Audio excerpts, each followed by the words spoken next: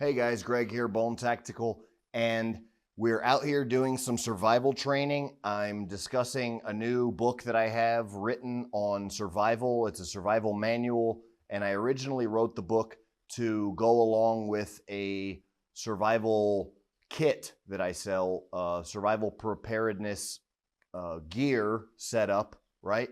But a lot of people have just been asking for me to sell the book by itself, so I started selling the book by itself. Then people wanted me to do videos on the book and really go into depth on the stuff here on the YouTube channel, so I'm getting that done.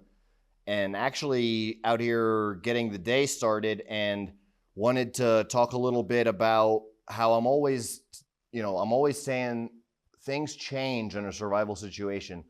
Your life is going to become maybe more chaotic, maybe less chaotic, but your life is going to change, right? And so one of those changes in a lot of cases is a more sedentary lifestyle becomes a less sedentary lifestyle. And I'll give you an example here of yesterday. Just the work that I've been doing actually over the past couple days has caused a lot of abrasions on my hands, right? And that's kind of natural. All right, we've got cuts and abrasions all over, and just being out in the wilderness has caused that. Actually really doing this stuff. So we're out here, we're gear testing for some new products for the bag. We're making videos, kind of really trying to help people out and explain in a bug out scenario how things are really going to be versus how you think things are going to be. I'm going to talk about what I use. I'm going to talk about what I recommend, and I'll even talk about some alternatives. But what's most important is the mindset and the skill set. And you got to develop that kind of stuff on your own. I can show you the best gear, but the mindset and the skill set you've got to develop on your own. Now, these three items are what I'm really going to use right now. And I'll talk about some alternatives, and I'll talk about what these items are. These items come with basically the ultimate survival gear kit, okay? System. This is a survival, bug out survival system is what it is. It's a first aid kit. You guys can use any kind of first aid kit you want. This is the one that I sell with the bag because it's got 131 pieces, and it allows me to sell the bag at a very affordable price. I buy these in massive numbers in bulk so that I can sell the bag as a unit and sell it at a cheaper price than you could pay. If you had to pay for all of this stuff and then the bag and put it all together, it would be like around $1,000. I'm selling this bag for $330 with everything included and the full system, including the book. So the book I'm talking about is a survival manual that I've written, and this is the survival manual right here. I'll give you a real quick look at this book here. This is Bone Tactical Survival Guide, Greg Tambone, right? The chapter 1 or video 1 on YouTube was survival basics. Video 2 was water. Video 3 was fire. Video 4 was the rule of threes. Video 5 was security. Video 6 was shelter. Video 7 was food. Video 8 was tools. And this is video 9, medical. All right. So we're getting into video 9, medical today. And I'm actually showing you one of the reasons why medical is so important. And it's not the big stuff like what everybody thinks, right? If you're an EMT, if you're a medic, if you're a doctor, if you have a lot of medical training, then great. Have your full EMT bag. Have all of the medical gear, especially if you're part of a team and you have a trustworthy team, which is a treasure. It's worth more than $1 million, right? Having a trustworthy team. And if you're part of a trustworthy team, or if you have a medic on your team and you can have that gear for that person, incredible. But if not, and even if you do, you should still have at least a basic knowledge of basic first aid, right? And a basic first aid kit. So this is a basic first aid kit. And a lot of people think, oh, I need to have a tourniquet. I need to have something if I puncture a lung to seal the wound. I need to be able to perform an emergency tracheotomy. I need to be able to set broken legs. Well, with just a little bit of knowledge, somebody can perform an emergency tracheotomy, seal a lung, seal a sucking chest wound. They can stop arterial bleeding. I can stop arterial bleeding with my belt or with the paracord that's in here very easily, right? it doesn't take a rocket scientist, and you don't have to have all of that equipment. The stuff that's most basic and the stuff that'll really get you killed is when you make that transition over to having to work with your hands every day, like what we're doing out here, you know, building survival traps and starting fires and collecting firewood and going through heavy foliage and, you know, man versus nature, and nature can be rough sometimes, building shelters, all that kind of stuff. Then your hands it takes a toll on your hands and your feet. So that's where the blister plasters come in handy. But first things first, okay, is cleanliness and personal hygiene. So what I'm going to do here, these kits all come with some sanitary wipes. So I'm just going to grab one of these sanitary wipes. I used actually one of these this morning and did a quick, you know, rub down, did a quick bath type thing, you know, under the armpits, groin area, and where you're dirty, which saves me some time, that I don't have to actually go take a bath. What I'm going to do right now is I'm going to clean these areas where I have wounds, okay? I'm going to first clean it with this just to get some of the dirt and debris off of there. And what that does is it prevents infection, right? Because these tiny little cuts and abrasions are basically something that I could have completely prevented had I just, in the first place, used the gloves that are in the bag. So let me show you first of all. And a lot of us are not always going to take the time to put the gloves on. Had I been using these gloves that come with the system as well, my survival bug out system, the reason these gloves are here is so that these things don't occur. But I didn't use the gloves because, you know, I'm being a tough guy or whatever, or just didn't feel like putting them on. All right, and now I'm paying the consequences. Well, it's going to eventually happen probably in a survival or bug out situation that you're going to scratch up your hands, get some nicks and cuts. So you need to worry about, what you need to worry about is basically just cleanliness and hygiene. So I'm going to go through here and make sure that I don't have a bunch of bacteria on my hands, right, or dirt or, you know, anything, because I've been, you know, exposed to all of this stuff potentially, you know, dirty in the woods, could be some kind of, even down to the bacteria and animal feces, you know, preparing my food, raw meats, all that kind of stuff, right? So we're doing a little quick cleaning here, first thing. And that's why some sanitary wipes are so important. I highly recommend using sanitary wipes and carrying them with you. So we've got the sanitary wipes out of the way. We've done our initial cleanliness. All right, so from the initial cleanliness, the next thing I'm going to do is I'm going to open this first aid kit here, which has a little bit of everything. And then I'm going to probably do antibiotic ointment, right? So I can assure that these don't get infected. But I'm going to do another next level cleaning here with an alcohol prep pad. So I got rid of all the dirt and everything. Now the alcohol prep pad, what that's going to do is just absolutely ensure that these exposed cut areas don't have anything in them that's going to pass an infection into my bloodstream, because it's that easy as well to have that infection go into my bloodstream, and then it puts me out of commission. Just a small little, what can be a blister, right?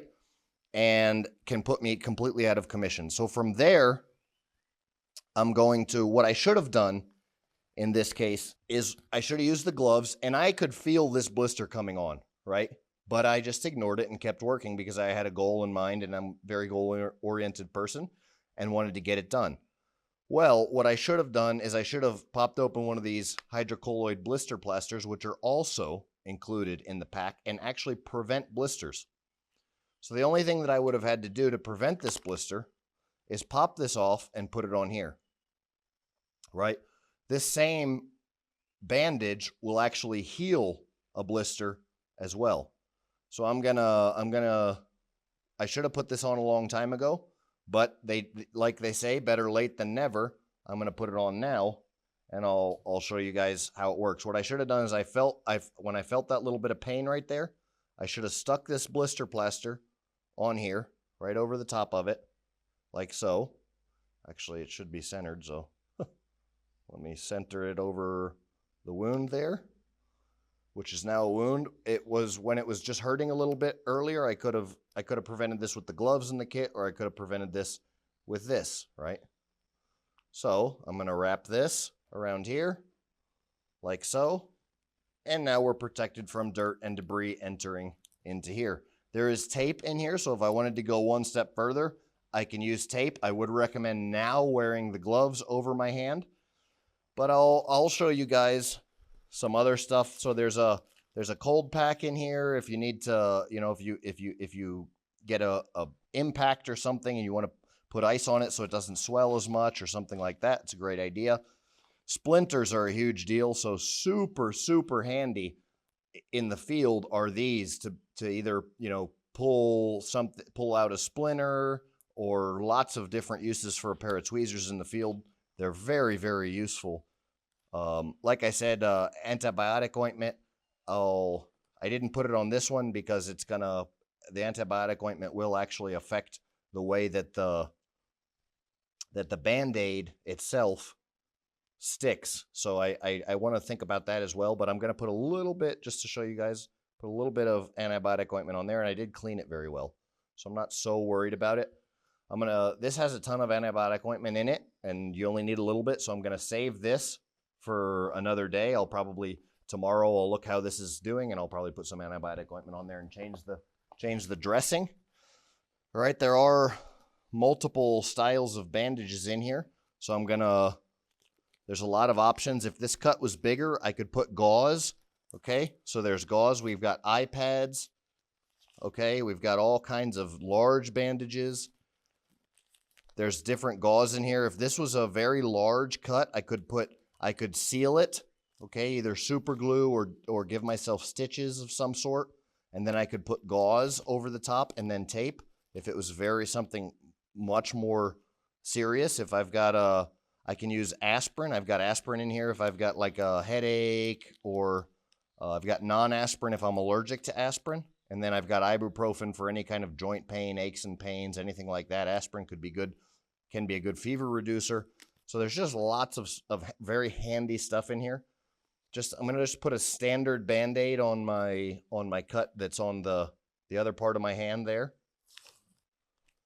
So I can kind of give a little bit of protection from dirt entering in there. Like I said, I still would recommend using gloves, or if you're going to be doing heavy work or still out in the field, then you just put some tape over. I've got tape here, so just wrap the Band-Aid in some tape and you'll be good to go from there. The rest of the stuff we've got in here, we've got a full-size trauma pad here.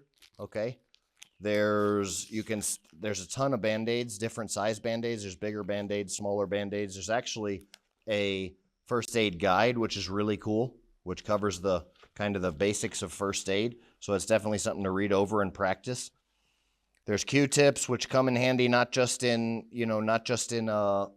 the Q-tips basically come in handy in a variety of situations, not just necessarily in a first aid situation, but the Q-tips come in handy really just out in the field and being able to do lots of fine work, even up to firearm cleaning and stuff like that.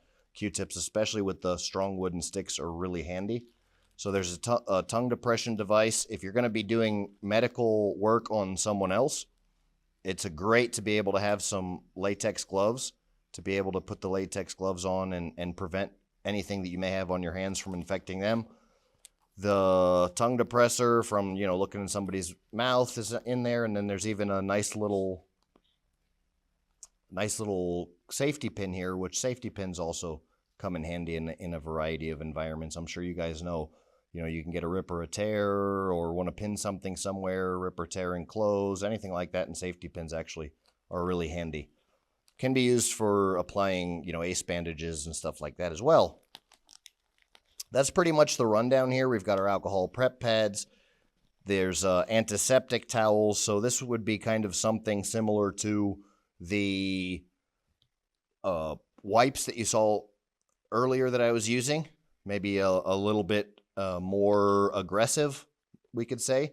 But with just a few antiseptic towels like this, they you go through them really quick. They're great for cleaning yourself, but I definitely recommend having a bigger bag like what we offer. And that's why we offer them separately, because if you only had to rely on these, you'd go through them very quick. This is the medical kit though. So this is what we've got going on as far as the first aid kit here. And This is a chapter on first aid. I thought it was cool that we could take you guys on a little behind the scenes look, right?